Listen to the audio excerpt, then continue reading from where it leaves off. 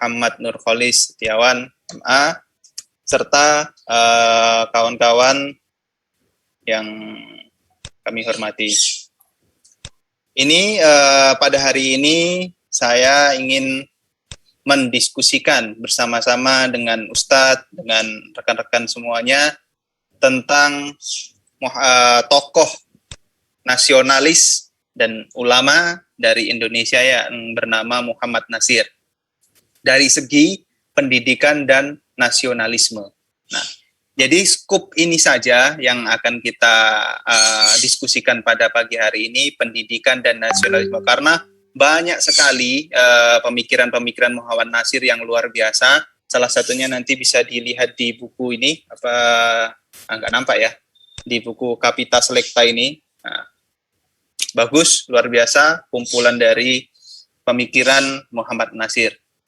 Kemudian nanti diskusi kita hari ini mungkin dari 3 pertanyaan atau 4 pertanyaan, karena Ustadz Nurholis ada agenda setelah ini, jadi agak dipercepat nanti ataupun tidak terlalu panjang diskusi kita hari ini. Ya, monggo kalau ada yang didiskusikan, ditanyakan, seperti itu.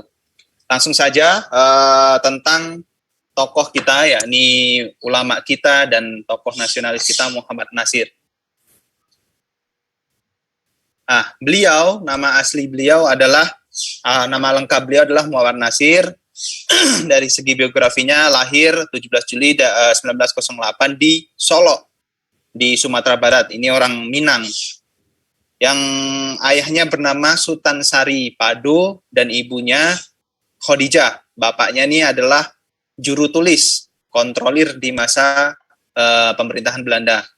Kemudian Muhammad Nasir ini sekolah di sekolah rakyat di Maninjau, kemudian melanjutkan pendidikan formal di HIS, Hollands Inland School di Adabia, kemudian melanjutkan sekolahnya di HIS negeri karena dia harus berpindah mengikuti tugas ayahnya. Nah, di HIS negeri ini, beliau dititipkan kepada Haji Musa. Ini seorang saudagar yang terkenal di Solo. Nah, di Haji Musa ini beliau tidak hanya sekolah di HIS, tapi juga madrasah diniyah juga. Kemudian setelah melanjutkan pendidikannya di HIS tadi, beliau dipindahkan di HIS di HIS Padang karena lebih bermutu HIS di Padang daripada HIS di Solo. Nah, di sini dari sekolah di HIS ini, Muhammad Nasir berhasil meraih prestasi yang sangat istimewa sehingga ia diberi kesempatan untuk melanjutkan pendidikan ke jenjang yang lebih tinggi, yakni di Mulo, dengan mendapatkan beasiswa dari pemerintah Belanda. Kemudian di Mulo inilah Muhammad Nasir satu kelas dengan murid-murid keturunan Belanda. Selanjutnya di Mulo ini Nasir juga mendapatkan beasiswa kembali karena beliau berprestasi mendapatkan beasiswa dari pemerintah Belanda untuk melanjutkan pendidikan ke AMS di Bandung pada tahun 1927, atau yang pada zaman sekarang ini AMS ini setara untuk jurusan sastra barat klasik. Kemudian sebenarnya Muhammad Nasir ini diberi kesempatan untuk melanjutkan pendidikan ke perguruan tinggi atas biaya pemerintah, yakni di Range Hoge School di Fakultas Hukum di Jakarta atau ke Fakultas Ekonomi di negeri Belanda. Tetapi karena Muhammad Nasir ini merasa ingin memperdalam pengetahuan Islamnya, maka dia menolak kesempatan emas ini. Jadi Muhammad Nasir menolak kesempatan beasiswa di Red Hoge School dan di negara Belanda. Jadi Muhammad Nasir ini pendidikan formalnya hanya sampai tamat di AMS atau Algemeen Middle School atau setara SMU di sastra barat klasik. Kemudian karya-karya beliau ini sangat-sangat banyak, nanti bisa di googling. Ya, ini yang saya sebutkan hanya beberapa, yakni Islam sebagai ideologi, kemudian agama dan negara, falsafah perjuangan Islam, kemudian Kapita Selecta. Nah, ini buku kalau menurut saya sangat luar biasa. Mungkin Bapak Ibu nanti bisa download, Ustadz Ustadzah bisa download di internet. Kapita Selecta ini luar biasa. Kemudian karya Nasir yang paling fenomenal adalah buah pemikirannya yang dikenal dengan mosi integral Nasir. Beliau menyampaikan pidato bersejarah di depan Parlemen Republik Indonesia Serikat. Nah, ini terkenal.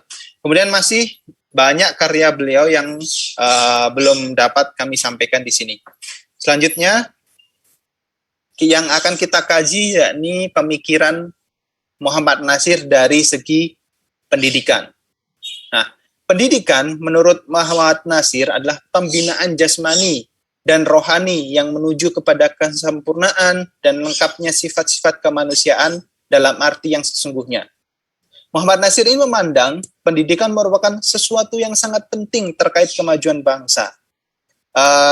Nasir pernah mengatakan, maju atau mundurnya salah satu kaum bergantung sebagian besar kepada pelajaran dan pendidikan yang berlaku dalam kalangan mereka itu. Tak ada satu bangsa pun yang terbelakang menjadi maju, melainkan sesudahnya mengadakan dan memperbaiki didikan anak dan pemuda mereka. Kemudian Nasir pernah mengatakan ketika suatu pengajian atau apa, mengatakan kepada jamaahnya bahwa kekuatan umat Islam ini terdiri dari 3 komponen yang harus saling terkait, yakni pesantren. Ini karena kita orang bahasa Arab sudah familiar sekali, kemudian masjid dan kampus. Ketiga komponen ini adalah basis kekuatan umat Islam yang harus dikembangkan secara sistematis. Nah, kekuatan umat antara pesantren, masjid, dan kampus harus diintegrasikan. Ini harus terkoneksi. Apabila kekuatan tersebut dapat diintegrasikan, maka perjuangan Islam akan mudah terwujud.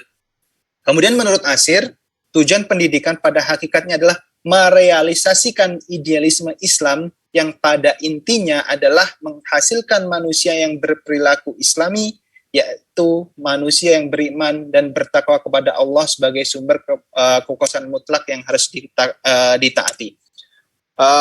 Dalam sebuah ayat ini Nasir mengatakan Nasir ini terinspirasi dari ayat wa ma khalaqtul jinna wal insan illa liya'budu, bahwa sesungguhnya manusia dan jin diciptakan hanya untuk beribadah kepada Allah Subhanahu wa taala. Ini yang mendasari pemikiran pendidikan Muhammad Nasir. Kemudian dalam konferensi internasional di Mekah, Muhammad Nasir merumuskan tujuan pendidikan sebagai berikut.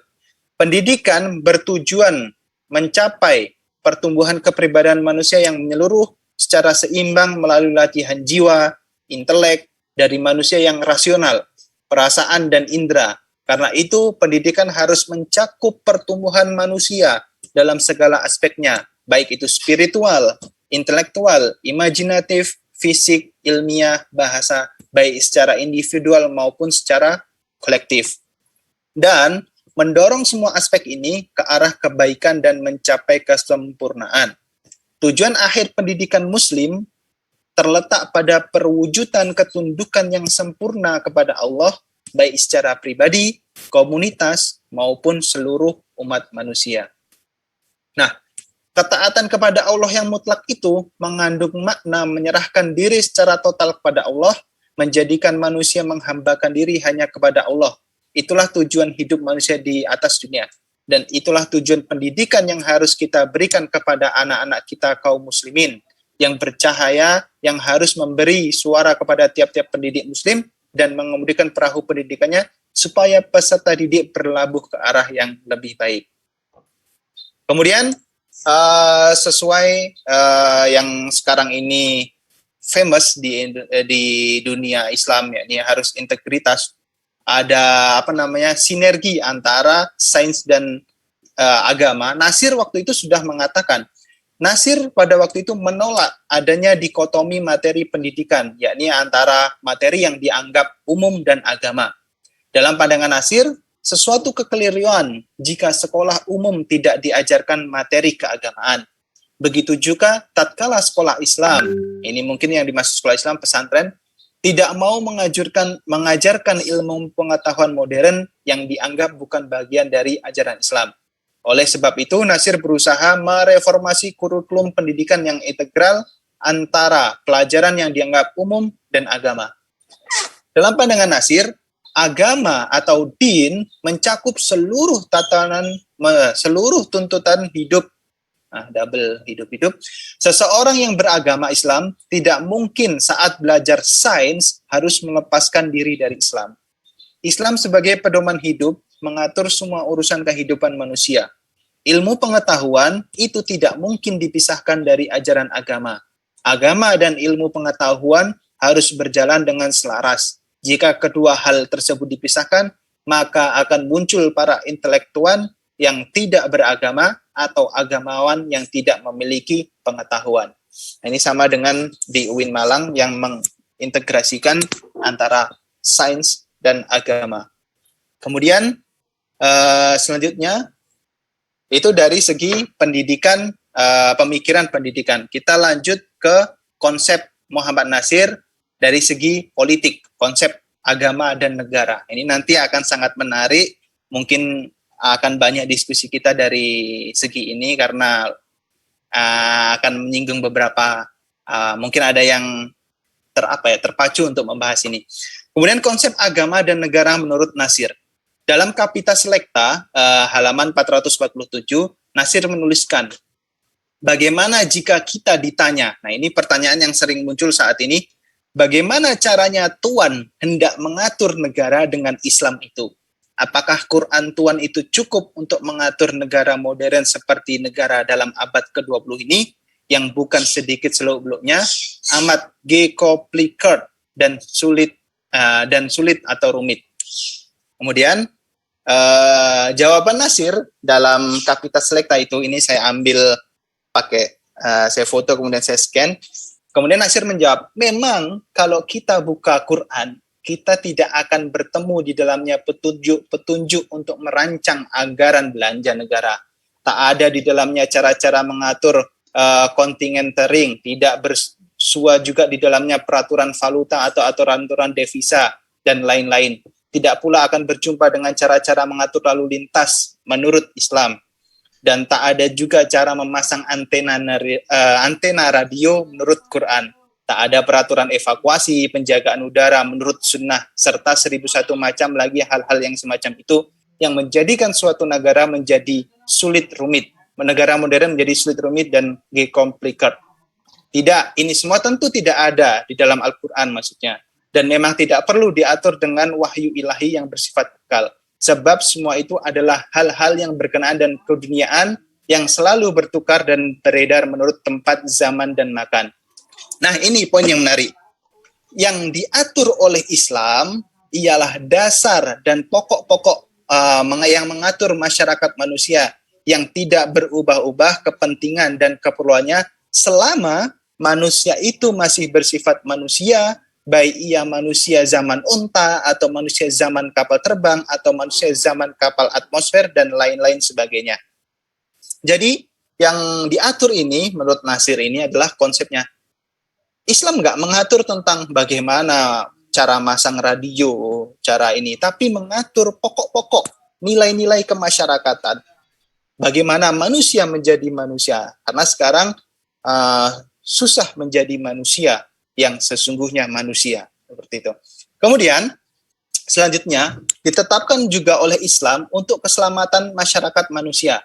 Beberapa sifat yang perlu ada pada seseorang yang akan dipilih menjadi ketua atau kepala negara, dan diperingatkan pula orang-orang yang macam manakah yang kepadanya tidak boleh diserahkan kekuasaan dan urusan. Apakah bunyinya gelar atau titel yang harus diberikan kepada kepala negara itu, sebagaimana telah kita katakan, tidak menjadi syarat yang terpenting. Mau itu khalifah boleh, Amirul Mukminin boleh, presiden boleh, apa saja boleh, asal sifat-sifat hak dan kewajibannya adalah sebagaimana yang dikehendaki oleh Islam. Jadi dari poin ini, pemikiran politik atau konsep agama dan negara Muhammad Nasir ini tidak masalah, tidak harus khilafah yang sudah di-ban saat ini, Hizbut Tahrir, yang harus khalifah, yang harus khilafah, yang harus tidak. Menurut Nasir, presiden boleh, silahkan. Demokrasi boleh, silahkan. Yang penting, sifat, hak, dan kewajibannya adalah sebagaimana yang dikehendaki oleh Islam. Seperti itu. Tidak ada masalah. Selanjutnya,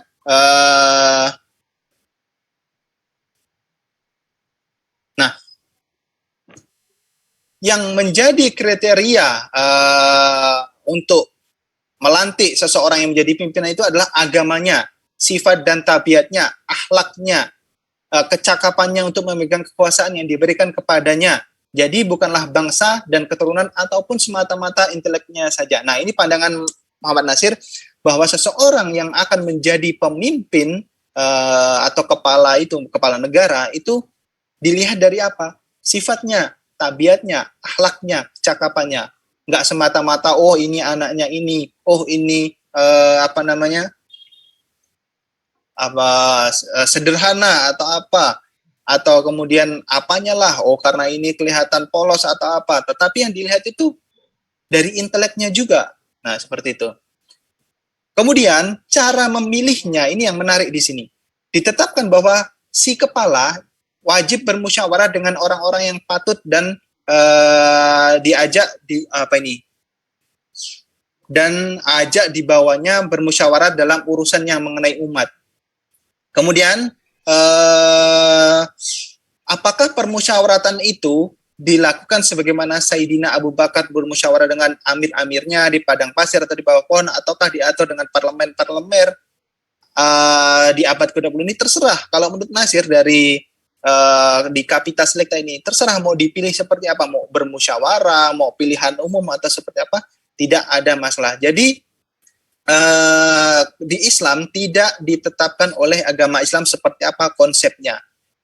Nah, hal ini diserahkan dengan leluasa kepada ijtihad kita sendiri, betapa yang cocok untuk zaman kita, asal permusyawaratan atau cara itu berlaku atau surah itu ada berlaku. Nah, dari sini Ustadz dan Ustadzah semua, jadi konsep agama dan negara ini yang saya pahami oleh pemateri, bahwa agama dan negara itu harus selalu beriringan, tidak boleh dipisah-pisahkan. Oh, ini agama cakupannya ini saja, negara ini saja, agama tidak bisa masuk ke wilayah negara, tidak. Nah, kalau menurut Nasir itu harus berjalan seiringan. Apakah lalu seperti apa konsep negaranya? Konsep negaranya ya monggo, mau dia republik, mau dia seperti apa terserah, mau dia khalifah, mau dia amirul mukminin atau kepala negara atau presiden, terserah. Itu kebebasan karena tidak ada aturannya. Aturannya di dalam Al-Qur'an. Itu merupakan hal ini diserahkan dengan leluasa kepada ijtihad kita sendiri. Nah, ijtihad. Tetapi yang terpenting, konsep dasarnya adalah negara tersebut harus dengan sesuai aturan-aturannya, hak-hak dan kewajibannya sesuai dengan syariat Islam. Ini yang saya ambil dari pemikiran Muhammad Nasir. Mungkin nanti ada pemikiran lain, monggo. Nah, mungkin itu saja Ustadz dan Ustadzah tentang konsep dari Muhammad Nasir, seperti apa biografinya, kemudian pemikirannya dari segi pendidikan dan nasionalisme, seperti itu, pemikiran dan politik. Kalau mau kita bahas yang lainnya, umpamanya kita ambil dari Kapitas Lekta, itu masih banyak sekali konsep-konsep pemikiran Muhammad Nasir. Contohnya salah satunya adalah ketatanegaraan, kemudian dari kebudayaan atau filsafat, itu banyak sekali. Tetapi pada saat ini kami cuma menyampaikan atau kita akan mendiskusikan bersama tentang pemikiran politik dan pemikiran pendidikan. Nah, itu saja mungkin yang dapat saya sampaikan. Selanjutnya, marilah kita sama-sama diskusikan sama-sama ini semua. Mungkin ada kritik, kemudian ada saran, ada masukan, dan mungkin jika nanti saya tidak mampu untuk memberikan jawaban, mungkin Ustadz dan Ustadzah monggo yang mau menambahi seperti itu. Dan untuk sesi pertama ini kami buka 2 pertanyaan terlebih dahulu. Monggo kalau ada yang mau ditanyakan silahkan, mau dikritik silahkan, mau mengkritik pemikiran Muhammad Nasir atau menambahkan atau setuju, kami persilahkan. Oh, Ustadz Muzamil. Saya mancing dulu boleh nggak? Oh, nggih Ustadz, monggo Ustadz. Jadi biar karena masih hangat ya, baru saja dipresentasikan. Karena tadi di presentasi itu kan ada dua hal yang hendak ditonjolkan ya. Pertama, pemikiran M. Nasir tentang pendidikan, dan kedua tentang nasionalisme. Saya kok mengharapkan ada korelasi antara keduanya dalam pemikiran Pak Nasir almarhum ini.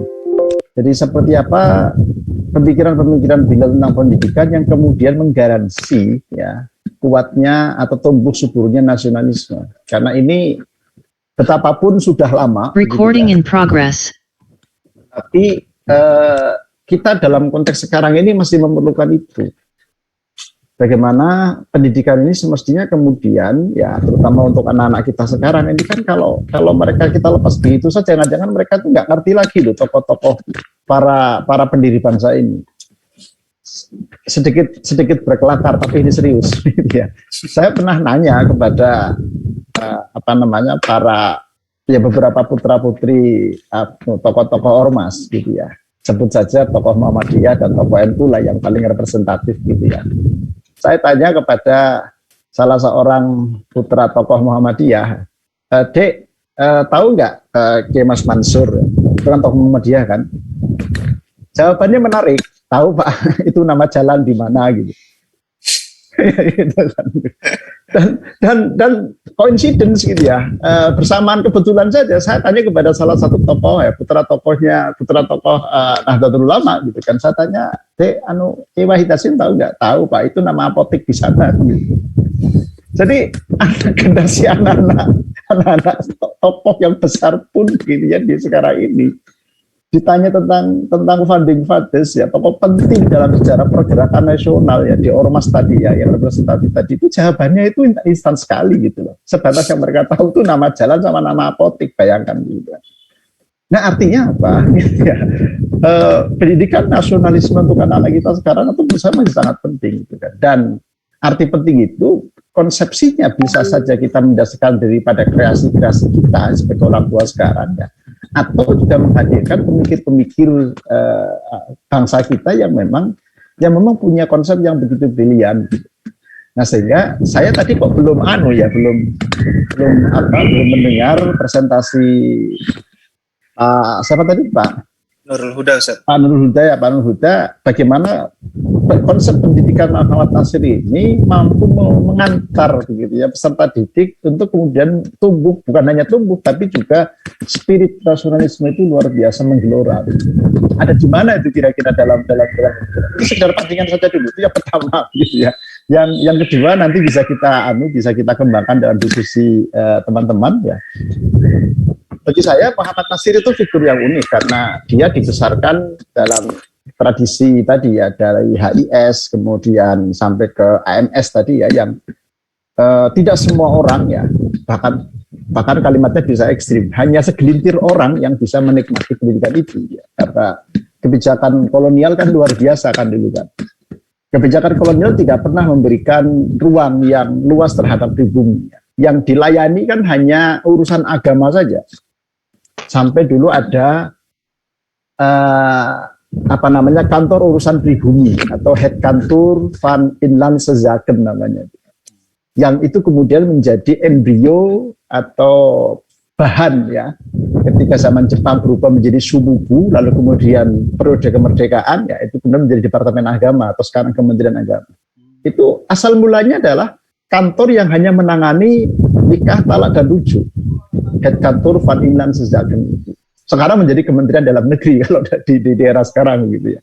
Poin saya adalah ketika Muhammad Nasir ini menikmati pendidikan yang sangat luar biasa menurut saya, meskipun hanya sampai ke Al-Khamene middle school ya istilahnya, juga jadi selevel SMU, tapi zaman itu sudah sangat luar biasa begitu. Sehingga ini mengapa kemudian kita temukan dalam tulisan-tulisan beliau banyak juga menggunakan istilah-istilah bahasa Belanda kan gitu.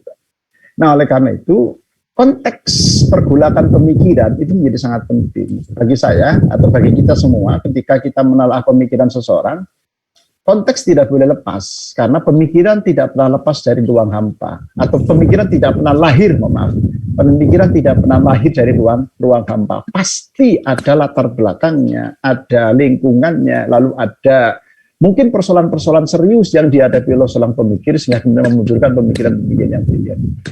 Nah, oleh karena itu sisi ini yang juga perlu dieksplorasi gitu ya. Seperti apa ketika Muhammad Nasir ini menyampaikan gagasan-gagasan tentang pendidikan, lalu situasinya seperti apa, pembelaannya terhadap masyarakat pribumi seperti apa untuk bisa mendapatkan hak-hak pendidikan yang wajar. Belum lagi kemudian ketika dikaitkan dengan nasionalisme tadi itu, agar pendidikan mampu menggugah ya semangat kebangsaan, semangat nasionalisme dan kemudian memperkokoh ya perjuangan pada saat itu. Saya kira dua poin ini yang bisa kita kita tambahkan untuk memancing ya, dan saya persilahkan, saya kembalikan ke Mas Nurul. Monggo silakan. Oke, Ustaz, syukron Ustaz. Langsung saja tadi yang sudah disampaikan dari Prof terkait diskusi kita, langsung saja kita diskusikan kepada rekan-rekan semuanya. Dan yang sudah angkat raise hand, yang pertama tadi Ustadz Muzamil, dan yang kedua selanjutnya Ustadz Hambali. Tafadhol Ustadz Muzamil. Pertama, monggo. Baik, Assalamualaikum warahmatullahi wabarakatuh. Yang saya hormati Profesor Nurholis Setiawan dan sahabat-sahabat sekalian, alhamdulillah kita bisa berjumpa lagi dalam sesi kuliah ini ya. Langsung saja, mohon izin saya ingin mengomentari ataupun nanti bertanya terkait statement dari Muhammad Natsir ya tadi yang dijelaskan oleh pemateri terkait tentang agama negara harus sejalan, itu saya setuju ya. Kemudian yang mungkin sedikit kurang setuju yaitu terkait tentang presiden, khilafah, raja, itu boleh-boleh saja seperti itu.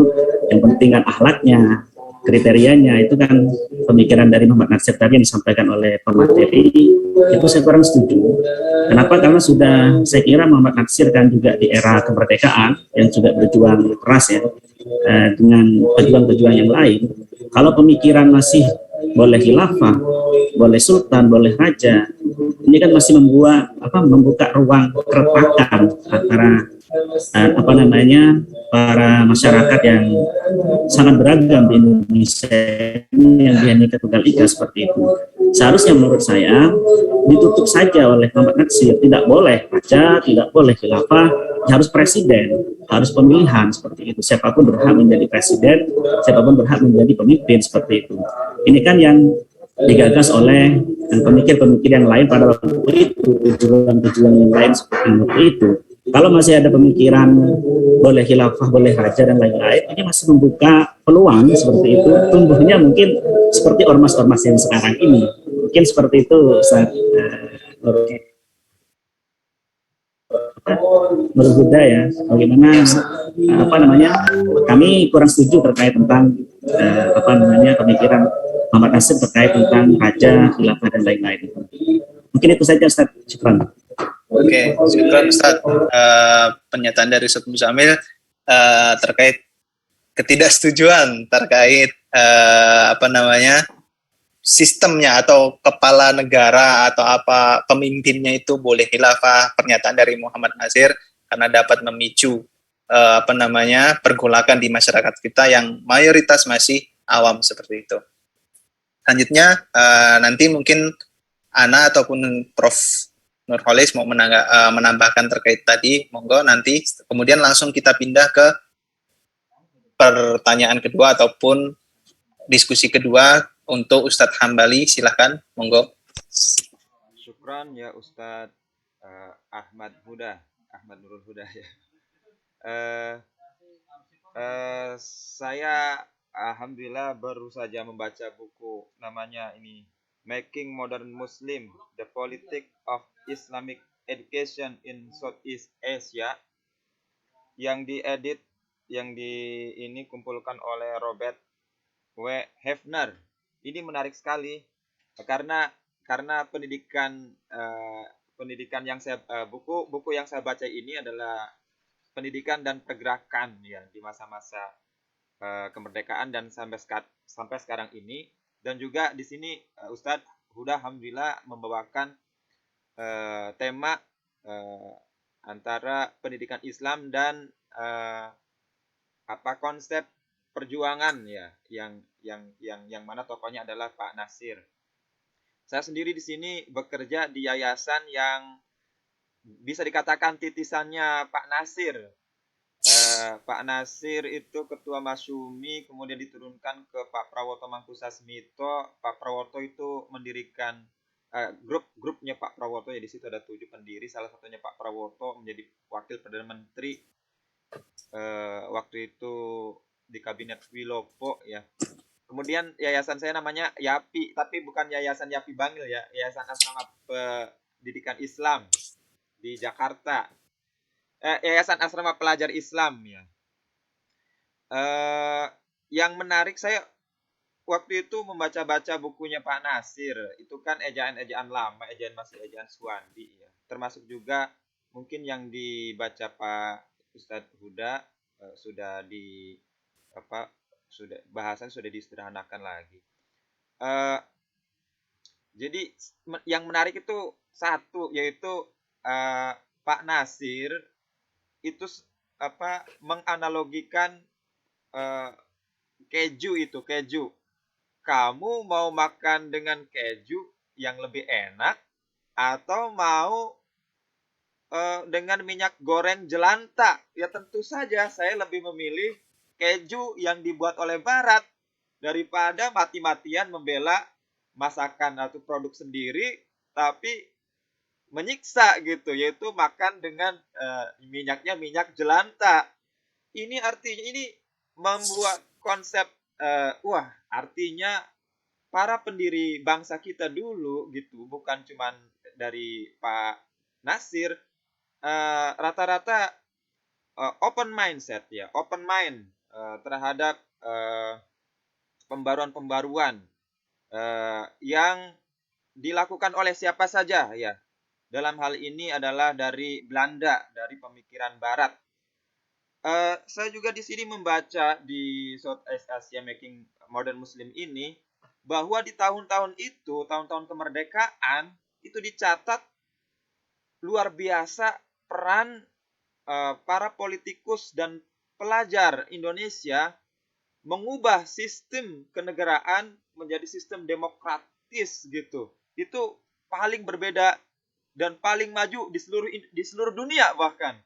Akhirnya konsep pendidikan Islam di Indonesia sekarang ini, pendidikan Islam sekarang ini nomor 1 di dunia gitu ya.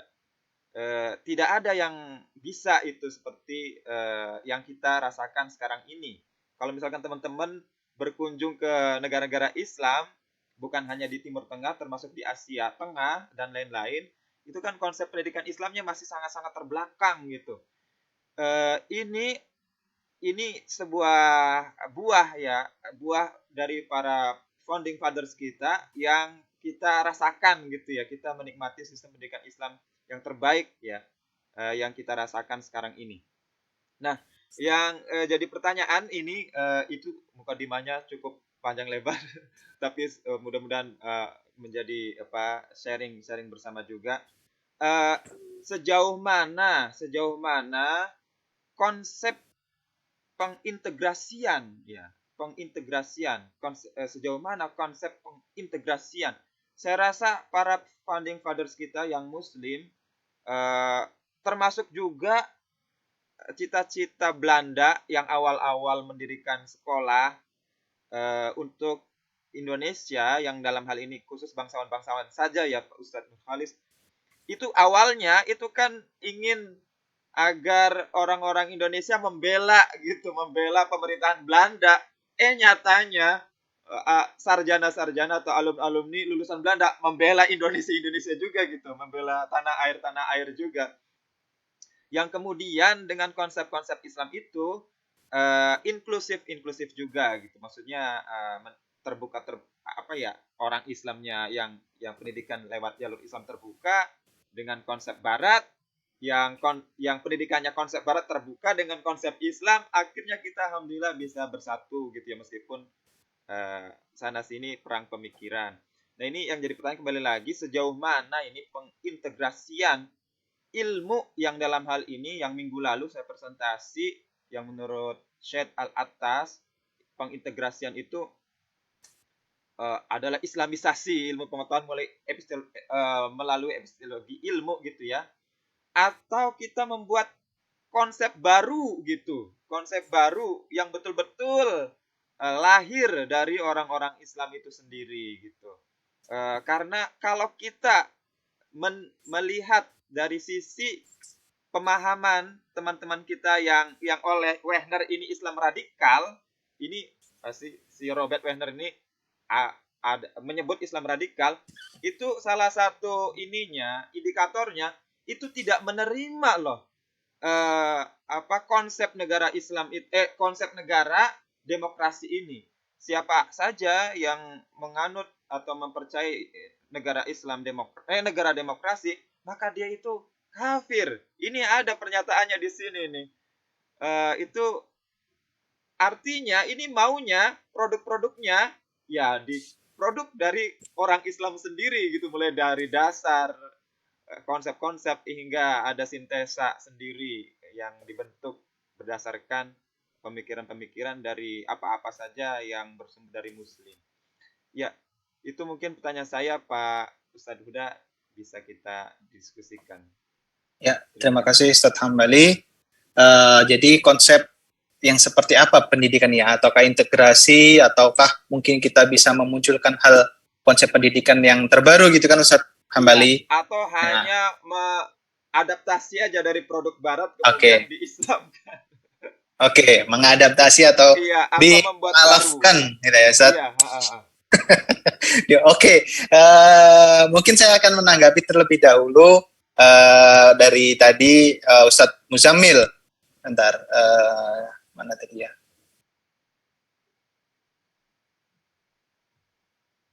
Yang di poin tadi yang ini.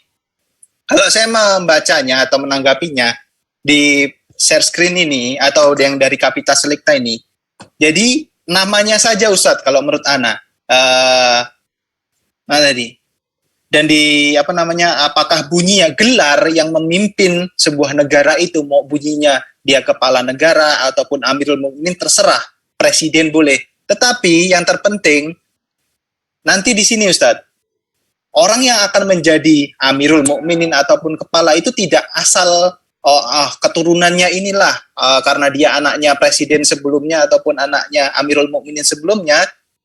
Tetapi yang dilihat dari akhlaknya, tabiatnya. Kalau anaknya presiden sebelumnya ataupun si A ini presiden, kemudian anaknya si B ini presiden, tetapi tidak sesuai dengan kriteria sifatnya, tabiatnya, akhlaknya, kecakapannya, maka tidak berhak untuk menjadi kepala negara sebuah negara tersebut. Hanya ini saja kalau menurut Ana ya Ustadz Muzamil, itu hanya namanya, gelarnya saja, mau dia presiden boleh, mau Amirul Mukminin boleh, tetapi yang di paragraf selanjutnya ditetapkan bahwa yang akan menjadi kriterium atau ukuran untuk melantik yang akan menjadi kepala itu adalah agamanya, sifatnya, tabiatnya, seperti itu Ustadz Muzamil. Mungkin tanggapan saya menilainya itu hanya sekedar gelarnya saja Ustadz. Mau dia dipanggil Amirul Mukminin ataupun mau dipanggil presiden, mau dipanggil tuan, tapi intinya dia kepala negara, tetapi pemilihannya tidak asal serta-merta garis keturunannya, tetapi dilihat dari agamanya, seperti itu Ustaz, sifatnya. Itu Ustaz Muzamil. Berarti Muhammad Natsir ini setuju negara khilafah atau seperti apa Ustaz? Kalau pandangan Ana ya, melengok dari buku ini, dari satu buku maksudnya di Kapita Selecta ini, saya rasa masih demokrasi, bukan yang khilafah yang garis keturunan. Oh ini anaknya ini lanjut lagi seperti zaman Bani Umayyah kemudian Abbasiyah, karena di lanjutannya itu harus ada kata-kata musyawarah. Apakah permusyawaratan itu dilakukan sebagaimana Sayyidina Abu Bakar? Masih ada demokrasinya seperti itu. Karena kriteria-kriterianya juga untuk memimpin, untuk menjadi kepala negara itu tidak menurun Ustaz, tidak garis keturunan, tetapi dari agamanya, sifatnya. Jadi kalau saya lihat ini demokrasi itu Ustaz. Seperti itu, ndak khilafah seperti itu. Kalau anak sih melihatnya, mungkin nanti ada sanggahan atau kritikan, monggo. Kemudian terkait pernyataan atau pertanyaan Ustadz Hambali, mau seperti apa kita mengintegrasikan atau serta-merta menjiplak, memualafkan, dalam tanda kutip, memualafkan konsep pendidikan Barat menjadi syar'i. Nah, tadi juga disinggung oleh Prof. Nurholis, seperti apa yang melatar belakangi konsep pendidikannya? Kalau saya pahami dari apa yang saya baca dari buku, Nasir ini adalah orang kenapa memunculkan konsep integral atau ada integrasi antara agama dan konsep agama di dalam pendidikan ini, karena zaman dulu, zaman Belanda itu ada dikotomi pendidikan yang yang belajar agama di pesantren, yang belajar umum. Bahkan pada tahun 1938, pada bulan Juni kalau nggak salah, Juni 1938, Nasir itu menolak atau mengkritik keras para alumnus AMS tadi. Dia akan mendirikan perguruan tinggi di Jakarta, Solo, sama Surabaya. Ini pendidikan sekuler umum, nggak ada agamanya sama sekali. Nah, Nasir pada waktu itu menolak keras adanya ini. Kemudian di Surabaya pun para tokoh-tokoh pesantren ini akan mendirikan sekolah agama saja. Nah, inilah yang melatar belakangi Nasir mempunyai konsep pendidikan integral, yakni tidak boleh ada dikotomi antara agama dan pendidikan. Nasir ini tokoh yang menolak sekulerisme, paham yang dalam tanda kutip menetralkan agama. Nah, Nasir menolak keras. Makanya dari konsep negaranya pun Nasir mengarahkan kepada agama, seperti itu. Jadi kalau menurut Ana, apakah kita harus mengambil dari Barat? Kalau saya melihat dari pemikiran Nasir, boleh kita menerima pendidikan yang ada di Barat. Namun yang dipersoalkan Nasir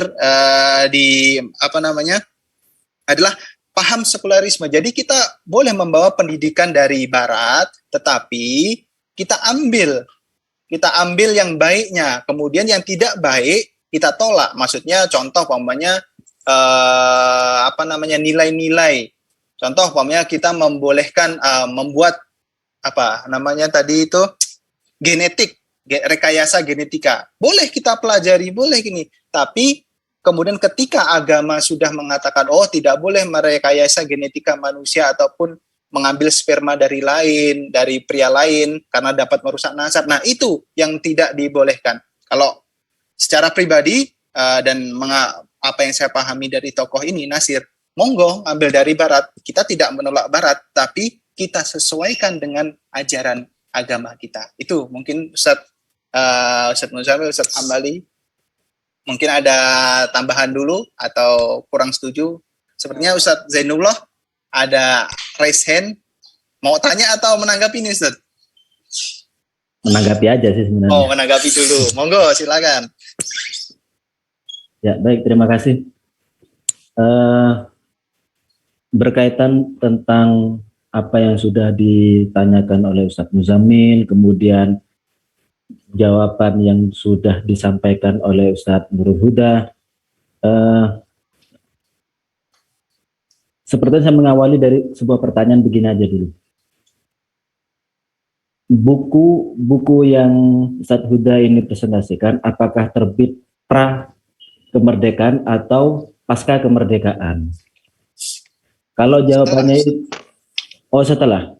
Oke, cetakan pertama 1955. Oh, 1955. Baik. Buku lawas.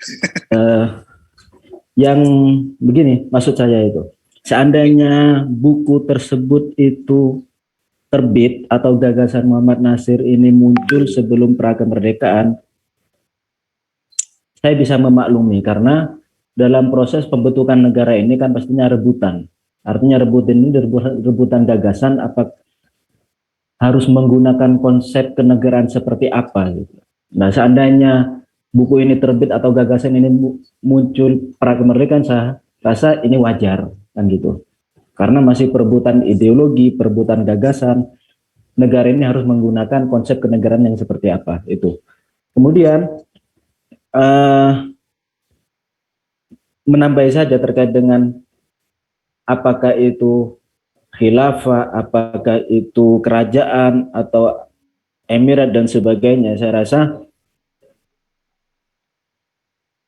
selama proses pembentukan kenegaraan itu belum terbentuk, semua gagasan boleh disampaikan. Tapi setelah dasar-dasar kenegaraan, konsep kenegaraan, gagasan kenegaraan sudah terbentuk, saya rasa itu sudah final.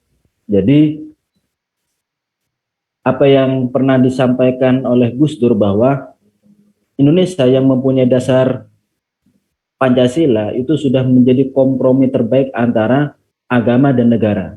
Nah, ini. Itu yang pertama tambahannya. Kemudian saya sebenarnya masih menunggu tanggapan dari Ustaz Nurul Huda terkait dengan saya menangkap sedikit provokasi dari Profesor.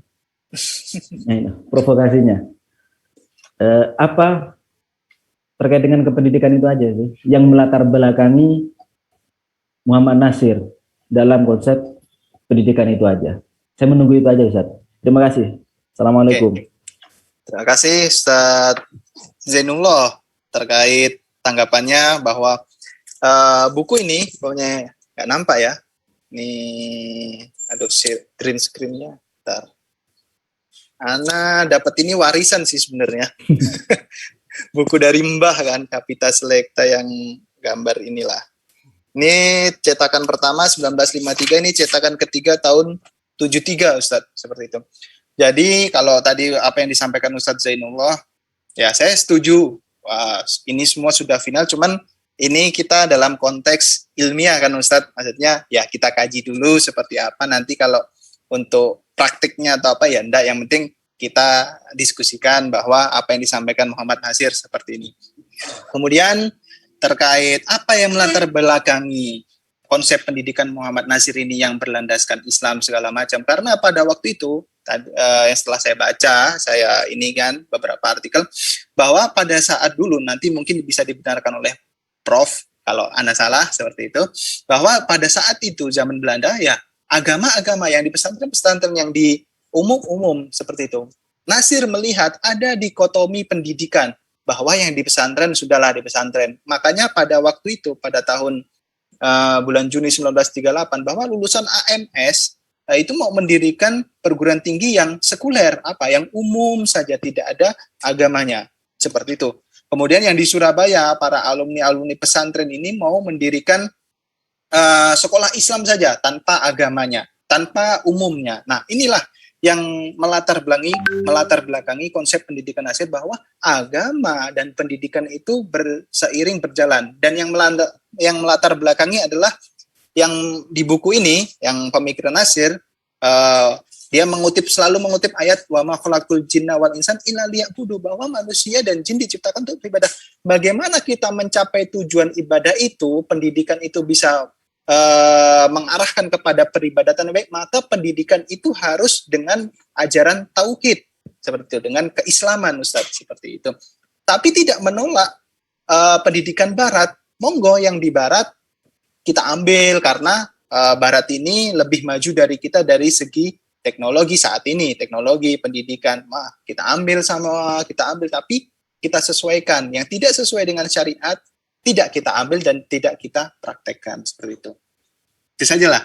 Mungkin Ustadz ada yang lain ya, atau Ustadzah mau menanggapi ataupun dari Prof mau ini, silahkan. Ya, saya ingin kembali ke provokasi tadi, begitu ya. Lagi-lagi betapa konteks itu menjadi cukup penting ketika kita mengeksplorasi sebuah gagasan. Jadi kalimat yang dipakai oleh Nasir itu kan kalimat mubah saja begitu kan, boleh presiden, boleh kepala negara, boleh khilafah, boleh apa itu segala macam, itu konteksnya karena pada saat itu kan masih banyak ya negara-negara ex-koloni ya, baik itu koloni Belanda, koloni Inggris ya, yang terjadi baik di Asia Tenggara maupun juga di Afrika maupun di mana-mana yang memang masih belum selesai dengan pembicaraan bentuk negara yang akan mereka lakukan kan begitu. Jadi apalagi di Timur Tengah ya, di tahun-tahun itu ya, ketika mereka mulai lepas dari koloni Prancis, kemudian juga dari beberapa negara-negara di Barat ya, mereka kan kemudian sibuk ya mendiskusikan apa sebetulnya negara yang paling menjadi pilihan rasional lah, kira-kira begitu. Jadi saya masih ingat ketika membaca bukunya Ali bin Abi Thalib. Ali bin Abi Thalib, Al-Islam wa Usulul Hukm, Islam dan dasar-dasar pemerintahan ya. Termasuk juga bukunya Jalal Saraf ya. Nah, ini mereka termasuk orang yang sama sekali tidak menganggap penting bentuknya seperti apa, nama kepala negaranya apa. Itu mereka dua orang ini setidaknya itu mewakili scholar ya, mewakili ilmuwan muslim yang tadi tidak memperdulikan bentuk maupun nama kepala negara tadi. Yang penting prinsip-prinsipnya yang bisa dijalankan secara Islami.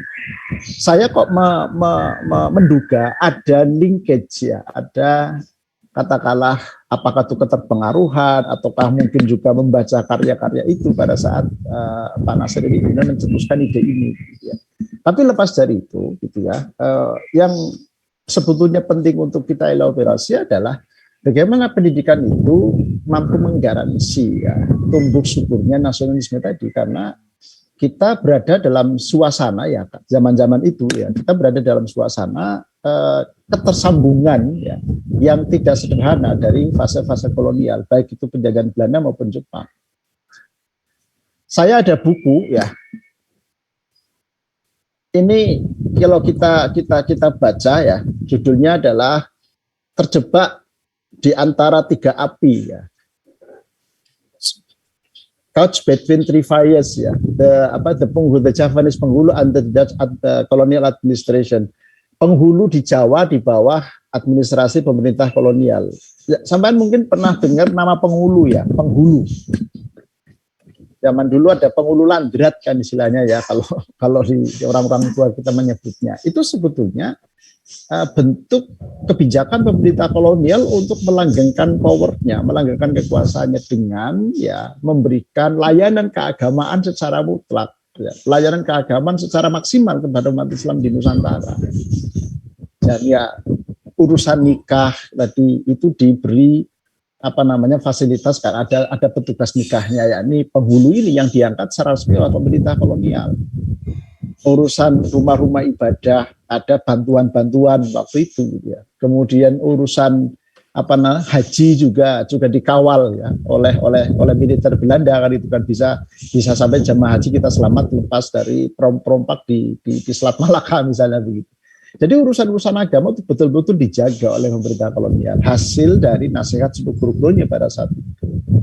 Nah, sehingga yang terjadi betul ya bahwa di Nusantara ini terbelah antara dua kelompok. Satu kelompok yang memang tidak memiliki latar belakang pendidikan agama, sehingga mereka tentu ya wawasannya wawasan barat, westernized lah kira-kira begitu. Kemudian satu kelompok lagi adalah diaspora alumni Timur Tengah, kira-kira begitu. Dan kita tahu kalau tokoh-tokoh muslim kita yang dari Timur Tengah dan khususnya Arab Saudi waktu itu kan mereka-mereka yang betul-betul hanya tafakuh fiddin, betul-betul hanya katakanlah spesialisasi ya pada keilmuan-keilmuan keislaman, sehingga ketika mereka kembali ke tanah air, meskipun kemudian terlibat di dalam pergerakan kemerdekaan begitu ya, mereka pasti pesantren.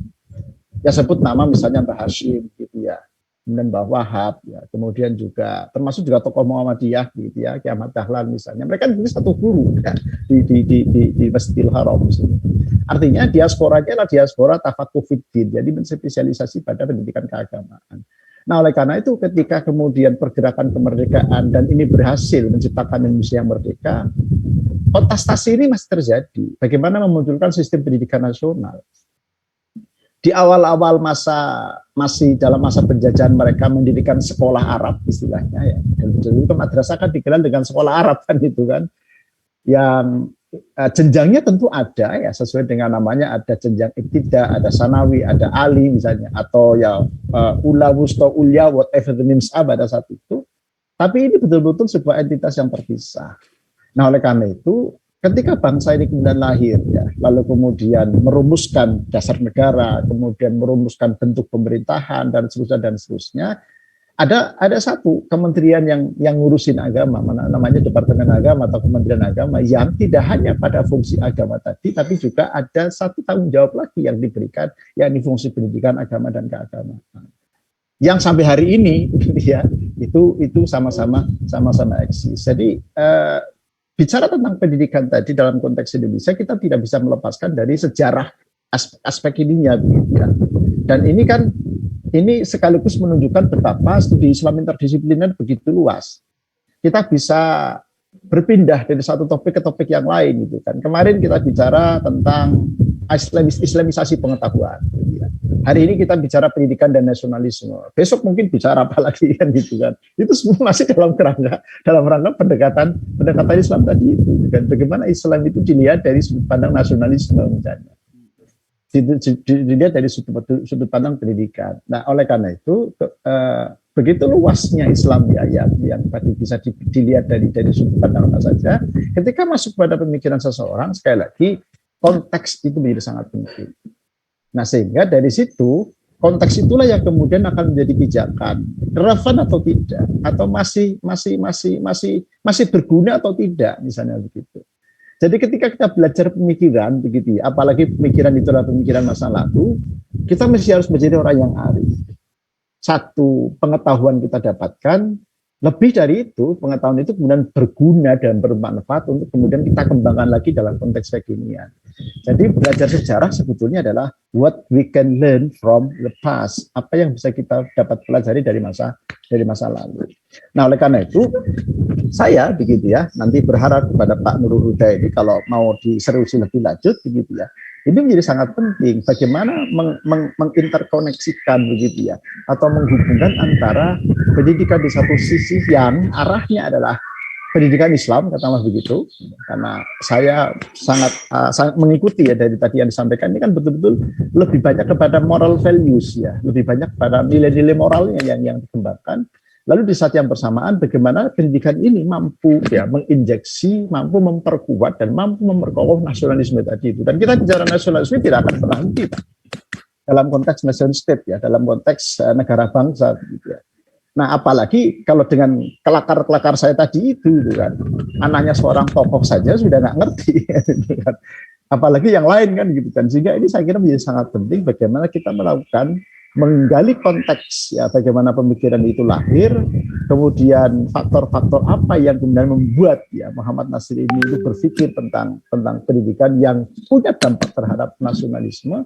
Lalu yang ketiga tentu adalah kita memberikan judgement atau memberikan penilaian atau memberikan semacam apa ya, semacam pertimbangan. Kira-kira masih kontekstual enggak atau masih relevan atau enggak dengan suasana negara bangsa selama ini atau sekarang ini. Kalau saya, ya kalau boleh berandai-andai, karena saya tentu tidak begitu mendalami ya pemikiran Muhammad Nasir, ketika kita sekarang sedang berjuang ya melalui transformasi kelembagaan, yang dulu STAIN, kemudian menjadi IAIN, lalu menjadi UIN ya. Saya yang pernah ada di dalam itu ya, dalam proses itu justru mengatakan sangat ekstrim, Pak. Ketika lembaga pendidikan tinggi kita itu bernama sekolah tinggi, itu betul-betul bentuk pelecehan yang sangat nyata. Saya bilang begitu ketika diskusi dengan teman-teman di Menpan, di Menpan RB. Mengapa? Karena Islamic Studies begitu ya, atau Dirasah Al-Islamiyah itu bisa dilihat dari 3 sudut pandang sekaligus. Sebagai rumpun ilmu, sebagai bidang ilmu, sekaligus sebagai spesialisasi ilmu. Jadi ini sangat berbeda dengan ekonomi. Ketika masih ada sekolah tinggi ekonomi, STIE misalnya, sangat berbeda kan dengan ilmu komputer, sehingga ada sekolah tinggi ilmu komputer. Jadi kalau Islam disejajarkan dengan ekonomi, dengan ilmu komputer itu pelecehan, sehingga tidak bisa hanya sekolah tinggi, gitu kan. Sehingga kalau toh misalnya boleh minimal itu ya institut, begitu ya, dengan apa namanya pembidangan ilmu, ada syariah, tarbiyah, usuluddin, dakwah dan adab, dan sebagainya begitu ya. Tinggal kemudian yang dikembangkan adalah interdisipliner atau pendekatan interdisiplinernya yang dikembangkan. Tapi menurut saya jauh lebih relevan kalau pendidikan Islam ini di jenjang perguruan tinggi harus universitas. Ya. Mengapa? Karena dengan universitas ini kita bisa masuk ke wilayah mana saja. Bisa masuk ke teknologinya, ke sainsnya, kemudian ke natural science, ke macam-macam. Nah ini salah satu tadi bicara reaktualisasi atau kontekstualisasi pendidikan tadi. Nah, ide-ide ini dari mana begitu ya? Kita sama-sama tahu bahwa rujukan atau upaya untuk menyatukan atau melakukan integrasi atau interkoneksi keilmuan ya, antara keilmuan keagamaan atau keislaman dengan non keagamaan atau non keislaman, itu rujukannya di dunia nggak ada, Pak. Nanti bisa dicek begitu ya. Di Mesir ya fakultas kedokteran ya kuliah tutip saja begitu kan. Atau misalnya kalau ekonomi ya iqtisad misalnya, kuliah iqtisad ya misalnya. Yang keislaman ya suluddin pasti kan gitu kan. Di situ nanti ada tafsir, ada hadis, ada usul fikih, ada lagi. Itu perguruan tinggi yang tertua lah kira-kira begitu kan di Kairo misalnya. Belum lagi di Tunisia, kemudian di Maroko atau di negara-negara Afrika Utara atau negara-negara keislaman lainnya. Itu tidak ada rujukan kita ingin ya dalam idealisme yang dibangun di UIN adalah memperjumpakan antara ilmu-ilmu keislaman dengan non keislaman tadi. Nah, sehingga ini adalah PR yang begitu panjang ya, PR yang begitu banyak ke depan. Nah, PR yang panjang kan harus diawali dengan sebuah rumusan epistemologis kira-kira begitu. Bagaimana memperjumpakan, bagaimana kita mampu menggaransi bahwa adanya fakultas kedokteran di UIN ini beda dengan kedokteran di perguruan tinggi yang lain yang di bawah, yang bukan di Kementerian Agama ataupun yang lain. Nah, oleh karena itu menjadi sangat penting ya kita bisa mendalami arkeologi pemikiran para tokoh-tokoh Muslim kita di tanah air, gitu ya, seperti tadi Muhammad Nasir atau Naqib Al-Attas, misalnya atau siapa lagi yang lain, agar kemudian mereka menjadi vitamin pengkaya ya. Sekaligus basis kita melakukan reaktualisasi lah kira-kira begitu dari pemikiran-pemikiran mereka untuk konteks-konteks kekinian yang tentu ya dinamikanya makin dinamis ya, sekaligus tantangannya pasti berbeda ya dibandingkan dengan tantangan di era-era ketika mereka mencetuskan gagasan atau pemikiran-pemikiran yang tadi. Ini sekedar tambahan ya untuk respon terhadap apa yang tadi sudah didiskusikan. Lalu yang berikutnya yang menurut saya juga penting gitu ya adalah kita sama-sama tahu bahwa dulu gitu ya, kembali ya ke era-era awal kemerdekaan, para tokoh-tokoh yang tadi concern dengan dunia pendidikan ini, mereka kan jelas menggunakan atau menempuh jalur non kooperatif terhadap pemerintahan kolonial, sehingga mereka bertahan dengan sistemnya, termasuk ketika awal-awal kemerdekaan dan bahkan sampai tahun 70-an lah begitu ya. Kita melihat pesantren masih belum mau gitu ya mengikuti kurikulum nasional karena ya mereka merasa bahwa ada kesenjangan, ada kekhawatiran gitu ya, kemudian kualitas itu menjadi menurun. Sehingga yang terjadi adalah relasi yang pasang surut begitu ya antara dunia pesantren atau sistem pendidikan Islam yang paling genuine ya di Nusantara ini dengan kebijakan pemerintah ya, kadang saling mengintip ya, kadang kemudian berjalan bersama, kadang kemudian berpisah gitu kan, karena ya banyak hal begitu ya, terlebih ketika misalnya kita menyaksikan tahun 80-an gitu ya, mungkin jangan belum dewasa, belum ada bahkan gitu ya. Saya sebagai orang yang mengalami saat itu tahun 80-an ketika Menteri Dikbud ya Pak Daud Yusuf ini mengeluarkan kebijakan bahwa IAIN calon-calon mahasiswanya harus punya ijazah formal, itu bencana nasional pertama yang kita rasakan. Mengapa? Karena tadinya linearitas keilmuan yang dibangun pesantren ini kemudian bisa ke perguruan tinggi untuk makin alim karena sudah memiliki dasar keilmuan keislaman yang memadai gitu ya. Pesantren-pesantren salaf sudah biasa baca Fathul Mu'in, sudah hafal Alfiyah Ibnu Malik gitu ya, sudah bisa baca Uqudul Juman dan yang lain-lain. Masuk perguruan tinggi jadi, Pak. Tapi sebaliknya zaman itu karena harus punya ijazah formal ya. Yang terjadi ya mereka-mereka yang dari pesantren-pesantren salaf yang begitu bagus nggak bisa masuk karena nggak punya ijazah.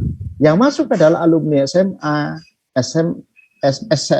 STM sama semua yang tidak diterima di mana-mana. Gitu. Sehingga masuknya ke IAIN. Yang paling mudah di IAIN, mohon maaf, jangan ada yang tersinggung, mohon maaf ya, ini hanya kenyataan saja. Masuknya pasti tarbiyah gitu kan, karena syarat-syaratnya nggak ketat gitu. Sehingga kemudian itu yang menghasilkan guru-guru agama gitu. Jadi itu mengalami degradasi mutu yang sangat luar biasa, Pak, itu kan. Jadi mereka masuk tarbiyah karena nggak bisa bahasa Arab, gitu ya. Lalu di tarbiyah adalah pendidikan agama Islam, lalu mereka lah yang jadi PNS ya, guru-guru agama di madrasah dan sekolah, sampai. Ini kan luar biasa dampak sistemiknya, gitu kan. Nah, oleh karena itu kita nggak mau lagi mengulangi kebijakan yang seperti ini, gitu kan. Jadi harus ada operasi lah, begitu. Jangan sampai kemudian pesantren yang tadinya betul-betul mandiri kemudian terpinggirkan, ya. Nah, sehingga kemudian mengapa sampai sekarang kita berjuang ada undang-undang pesantren, ada kemarin ada keputusan presiden tentang pendanaan pesantren dan seterusnya. Untuk tadi mencari jalan tengah, ya, karena memang sistem regulasi yang kita punya agak unik. Kementerian Agama ini vertikal, ya, membesarkan anggaran Kementerian Agama nggak mungkin karena ada undang-undang perimbangan keuangan pusat dan daerah. Uang negara APBN itu harus banyak terdistribusi ke daerah melalui dana alokasi khusus pendidikan. Jadi kalau ada 4.000 triliun ya, untuk APBN, gitu ya, ini persentasenya harus lebih banyak di daerah ketimbang di pusat. Nah, Kementerian Agama, gitu ya, kelihatannya lebih besar dari Dikbud anggarannya, karena Dikbud anggaran cuma 40 miliar, 35 triliun, Kementerian Agama 67 triliun, kelihatannya lebih besar. Tetapi 314 triliun sudah transfer ke daerah, Pak, ke bupati dan wali kota dan Pemprov, gitu ya, untuk dana alokasi khusus pendidikan, di mana itu tidak boleh kemudian dialokasikan ke madrasah, ya, tidak boleh kemudian dialokasikan untuk pesantren. Nah, dengan undang-undang pesantren ini ada kemungkinan pintu masuk, ya, untuk kemudian pemerintah daerah wajib, ya, mengalokasikan untuk pesantren sebagai penyelenggara pendidikan atau sebagai satuan pendidikan atau sebagai lembaga dakwah ataupun juga sebagai lembaga pemberdayaan masyarakat. Ya, ini agak kemana-mana, ya, tapi sebetulnya saya ingin mengelaborasi betapa pentingnya, ya, kita membaca sekaligus mengetahui arkeologi pemikiran, ya, di eranya, di masanya, lalu kemudian kita paham betul apa konteksnya untuk kemudian kita tidak gagap ketika harus melakukan kontekstualisasi sekaligus reaktualisasi untuk era sekarang. Saya kembalikan, monggo kalau masih ada yang didiskusikan. Ya, terima kasih Ustadz untuk tanggapannya dan masukannya. Mungkin rekan-rekan Ustadz dan Ustadzah masih ada, kalau tidak karena waktu sudah menunjukkan pukul 10 ya Ustadz. Mau dilanjutkan atau ditutup nih Ustadz kira-kira? Monggo dilanjutkan, kalau saya pamit. Oh. Karena saya pasti harus on laptop saya karena harus pergi. Saya punya acara jam 11 di kota. Oke. Mungkin kita cukupkan saja presentasi kita pada siang hari ini. Semoga apa yang kita diskusikan dapat menjadi vitamin untuk kita semua, vitamin pikiran. Dan sebelum kita tutup, satu kata, yakni setelah kita mempelajari tadi bahwa kita tetap bersikukuh, NKRI adalah harga mati merdeka. Terima kasih. Kita tutup. Assalamualaikum warahmatullahi wabarakatuh. Monggo Ustaz. Waalaikumsalam. Terima kasih. Waalaikumsalam warahmatullahi wabarakatuh. Ustaz Prof. Nurholis sudah keluar ya Ustaz? Sudah. Terima kasih Ustadz dan Ustadzah. Untuk perkuliahan nanti malam ya, 6:30, Ustadz Agung dan Ustadz Muzamil. Ustadz? Insyaallah Ustadz. Insyaallah. Alhamdulillah. Mohon maaf nambahi. Ustadz, monggo. Durasinya perkuliahan nanti untuk Prof. Bakri berapa jam? Kemarin itu kayaknya 3 jam lebih kayaknya. Kita sepakati lah, kayaknya 2 jam aja lah ya. 2 jam aja ya? Ya. Lalu capek malam itu. Ya, maksimal 2 jam, bisa kurang. Iya. Ya, setidaknya nanti yang presentasi singkat-singkat aja. Yang diskusi baru agak melebar dikit. Yang penting jangan lebih dari jam 8 gitu aja selesainya nanti. Cocok. Siap. Materi kan 2 materi ya. Baru materi saya kira bicara setengah jam, setengah jam. Sip guys. Ya. Ya, cocok Ustadz. Berarti nanti 6:30 sampai jam 8 aja lah ya, atau setengah 9. Ya, paling 2 jam. paling lamanya. Maksimal setengah 9. Maksimal setengah 9. Berarti nanti 15 menit presentator, terus 15 menit kan setengah jam. Nah, lanjut diskusi berarti gitu aja ya, sepakatan. Ya, betul. Terus Ustadz, oke cocok. Ustadz Hadi sama satu lagi siapa besok ya? Ustadz Hadi, Solihin sama siapa? Sendiri kan? Presentasi. Enggak, mata kuliah Prof. Uril. Oh, Ustadz Yunus. Enggak ada Ustadz Yunus ya hari ini, Ustadz. Ya, Dur. Ya, absen. Banyak urusan kelihatannya. Oke, berarti yang jelas insya Allah nanti perkuliahan kita 6:30 sampai maksimal 8:30. Kalau bisa 7:30 pun selesai. Oke, terima kasih Ustadz. Ustadzah. Syukron. Syukran. Assalamualaikum. Assalamualaikum. Assalamualaikum. Izin le